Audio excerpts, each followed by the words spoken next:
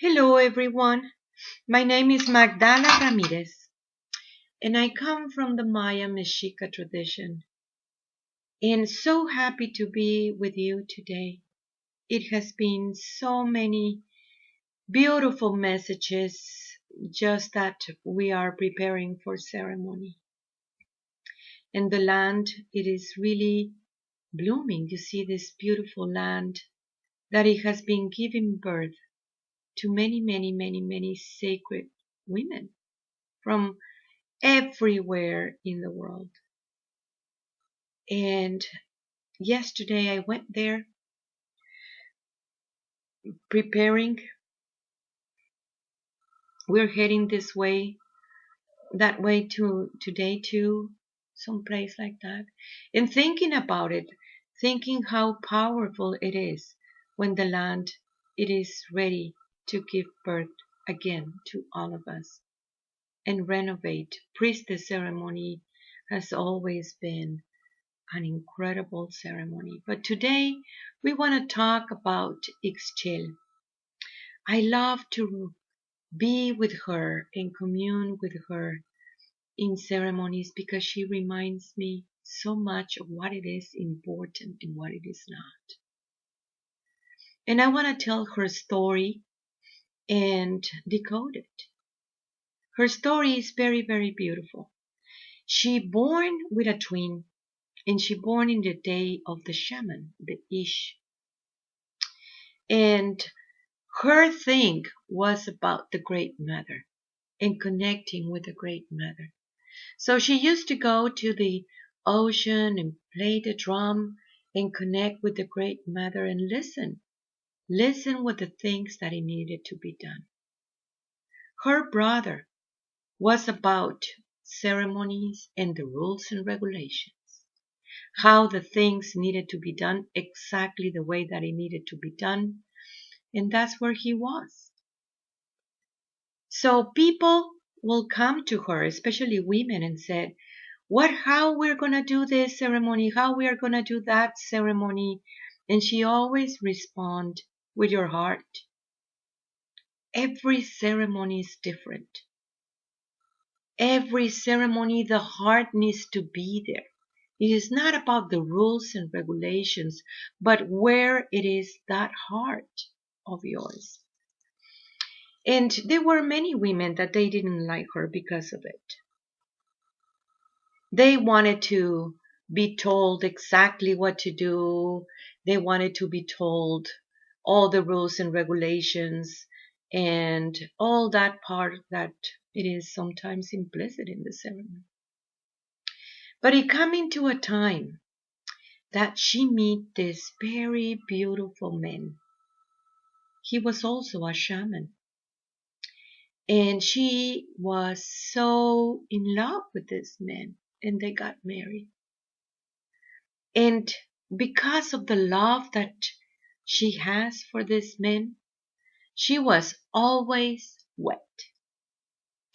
So they say that the waters will come out from her womb at all time. So it was this rainbow aura that she has all around her. That's why she was called the Rainbow Woman.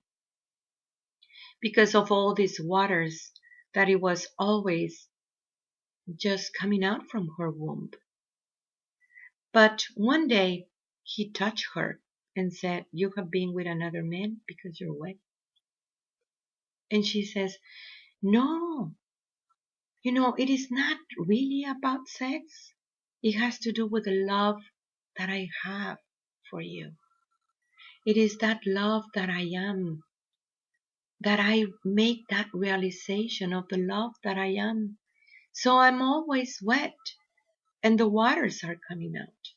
And he just looked at her and said, And it happens in another occasion. And the same question came about and the same answer came about. 4 times he asked the same question and it was always the same answer. But the 4th time he punched her in the eye. And she was very hurt not just physically, but emotionally, that this man literally just hit her.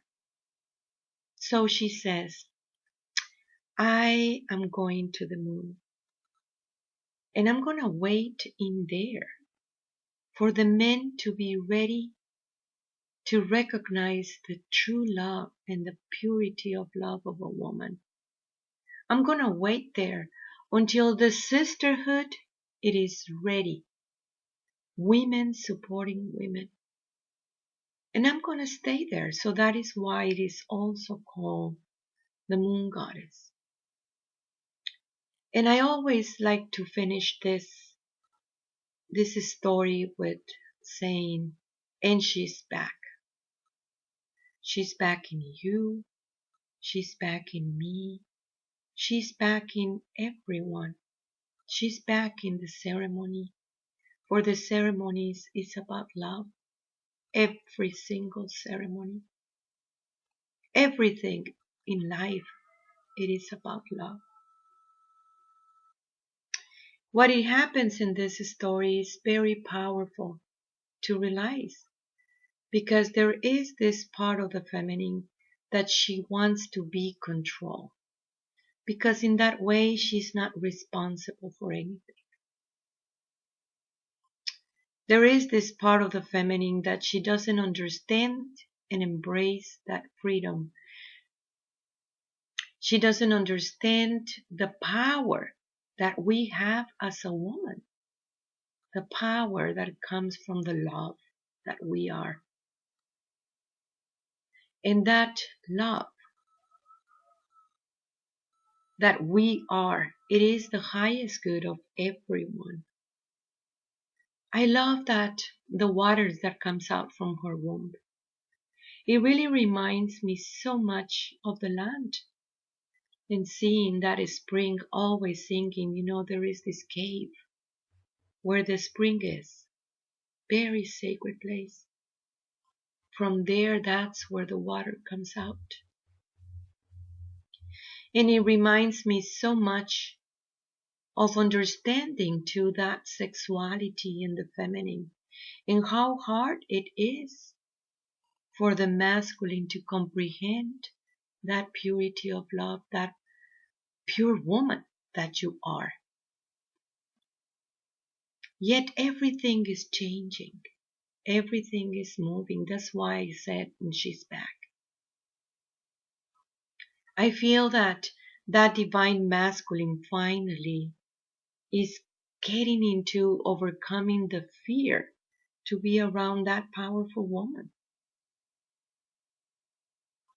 I feel that this man, divine masculine, is finally understanding his own power and where this is coming from his own divine feminine.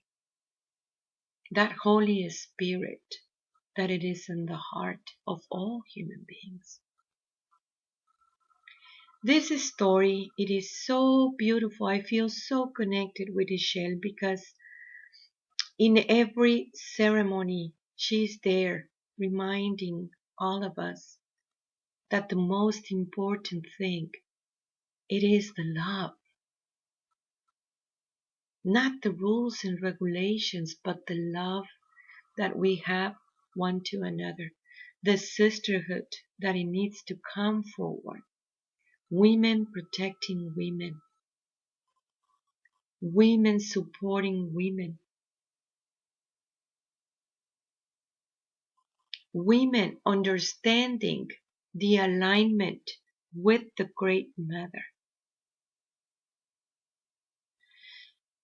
There is another story too that I want to tell here.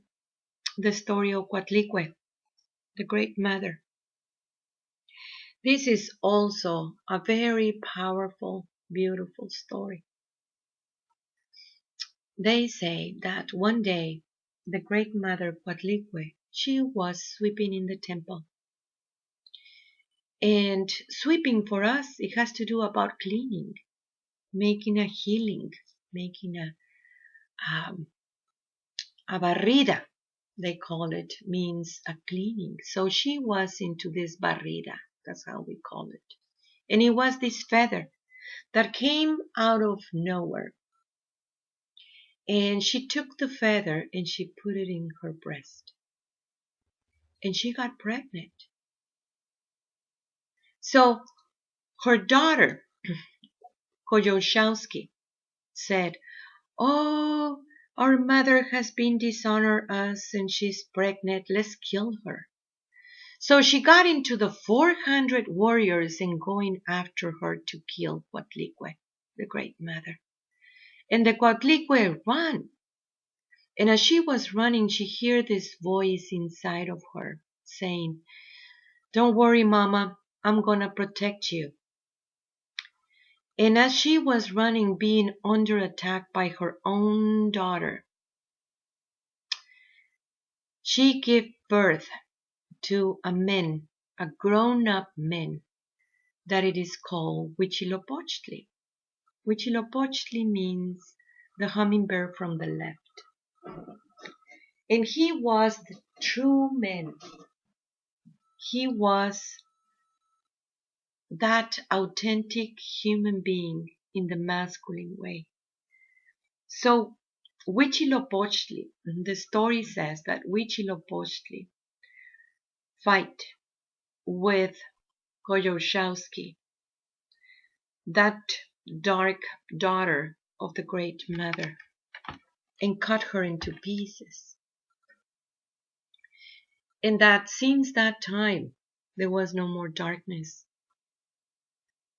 The story is very, very powerful because overcoming that Koyoshowski. What happened with Koyoshowski? What happened with that daughter of the great mother? That the only one that can heal her, it is the Coatlicue, the great mother.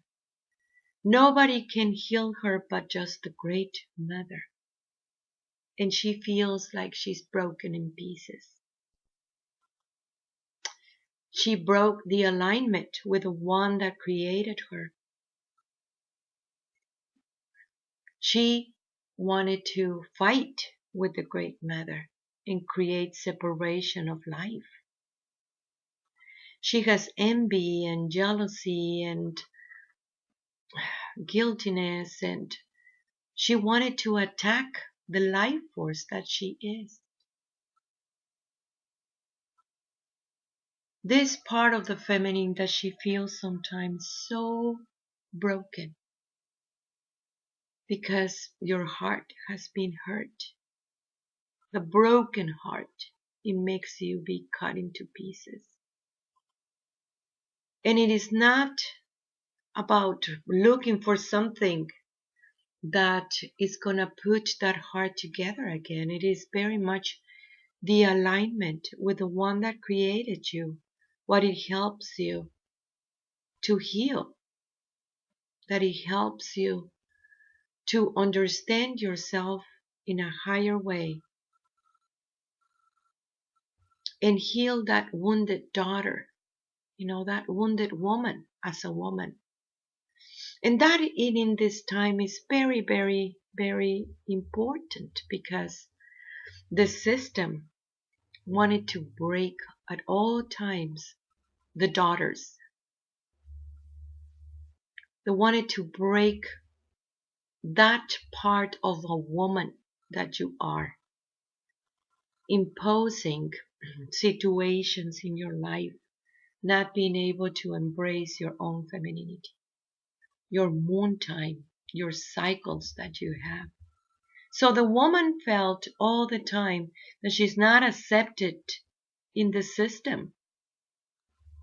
And she wanted to be accepted in the system in one way or the other. That she thought that by separating herself from the great mother, she was going to be accepted.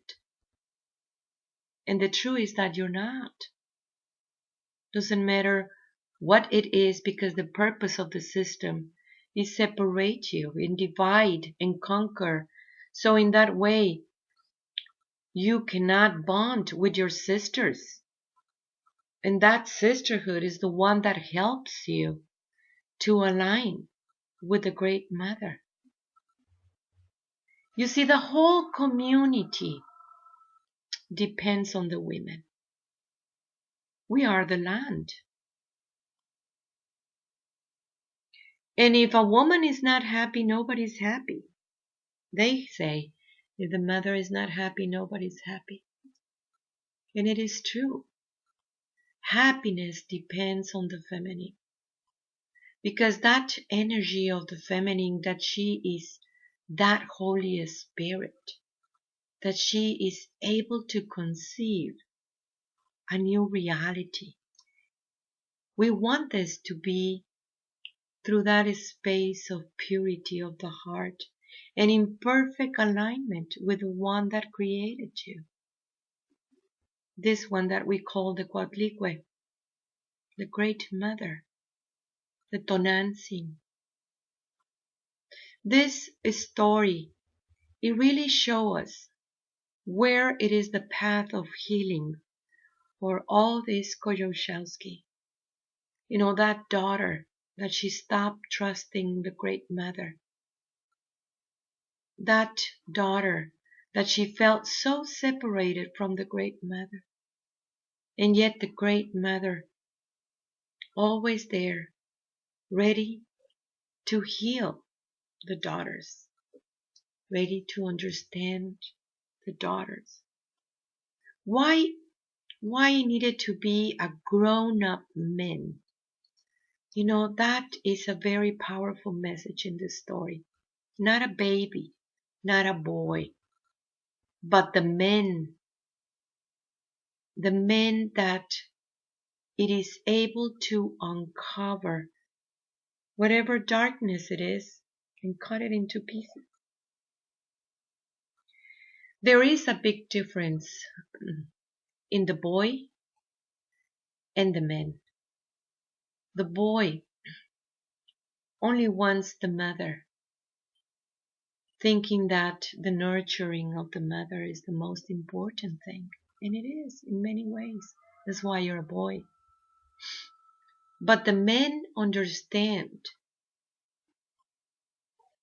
that part of the self, that reborn, that Holy Spirit, that it comes from the women, that it comes from that woman, that it is able to love him and that he is able to love her.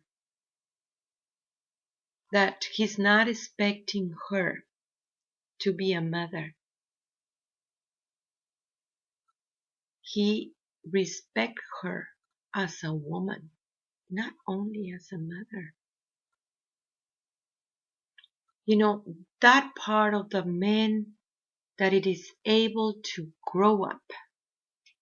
Not the Peter Pan thing. I don't want to grow up. I want to be a boy the rest of my life. That it is very, very into the system, because that is what the system wants the men to think, that the women are there to serve them as a mother, not as a woman. The sexuality needs to be healed. That part of the masculine, that it is very related with the other story, the Ixchel story. You see, this beautiful writing that the ancestors left behind, it is for us to decode it and learn from it. The story of the Coatlicue and the story of the Coatlicue. And what does she is giving birth? She is giving birth to the true man. That means also your true man as a woman. Because that part of you as a woman, that you are able to stand up and say it. The Son of God in you as a woman. As the Holy Spirit, it is in the men too. She is the one that it is giving birth to the true man. Not the spoiled brat with arrogance. But that true man that recognize